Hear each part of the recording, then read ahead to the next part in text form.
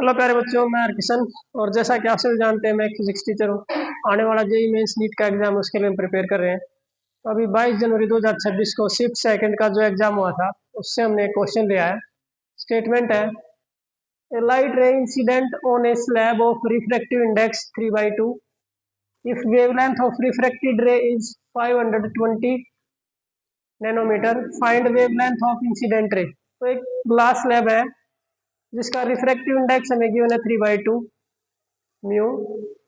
तो उस पर एक लाइट इंसिडेंट हो रही है, ये इंसिडेंट लाइट है और ये आपकी रिफ्रैक्टेड लाइट रे है। तो इसकी वेवलेंथ, जो रिफ्रैक्टेड की लेंथ है, वेवलेंथ 520 नैनोमीटर गिवन है। वेवलेंथ ऑफ इंसिडेंट रे, तो लैम्डा 1 वेवलेंथ हमने फाइंड आउट करनी है। तो देखो, रिफ्रैक्टिव इंडेक्स का जो रिलेशन होता है वेवलेंथ के साथ, वो हम कैसे निकालते हैं। तो हमें पता है रिफ्रैक्टिव इंडेक्स जो होता है, रेशियो होता है speed of light in vacuum to the speed of light in medium, जिसको हम v बोल देते हैं। और यह है स्पीड, और स्पीड इक्वल्स टू होता है हमारे पास वेवलेंथ मल्टीप्लाइड फ्रीक्वेंसी। स्पीड का जो फॉर्मूला होता है वेवलेंथ बाई टाइम होता है, 1/t को हम फ्रीक्वेंसी बोल देते हैं। तो फर्स्ट मीडियम जो के ऊपर है आपका, उसमें जो वेवलेंथ है आपकी लैम्डा 1 इंटू उसमें जो फ्रीक्वेंसी रहेगी हमारी, उसको हम बोल देते हैं न्यू।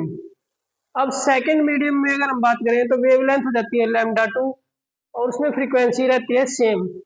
जब लाइट रिफ्रैक्ट होती है तो फ्रीक्वेंसी चेंज नहीं होती है, फ्रीक्वेंसी सेम रहती है। स्पीड और वेवलेंथ चेंज होती है, तो ये फ्रीक्वेंसी की वैल्यू कैंसिल होगी।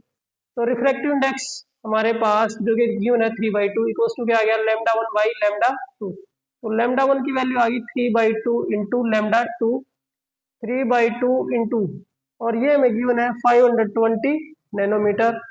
तो 2 से ये कैंसिल हो जाएगा 260 पर। इसको हम 3 से मल्टीप्लाई करेंगे, 3 0 3 6 जा 18, 1 3 2 जा 6 और 1 780 नैनोमीटर। तो ये हमारा ऑप्शन ए हो जाएगा। तो ये सिंपल क्वेश्चन था, कोई ज़्यादा मुश्किल था नहीं। अगर वीडियो पसंद आए तो चैनल को लाइक, शेयर और सब्सक्राइब करें। Thank you, have a nice day.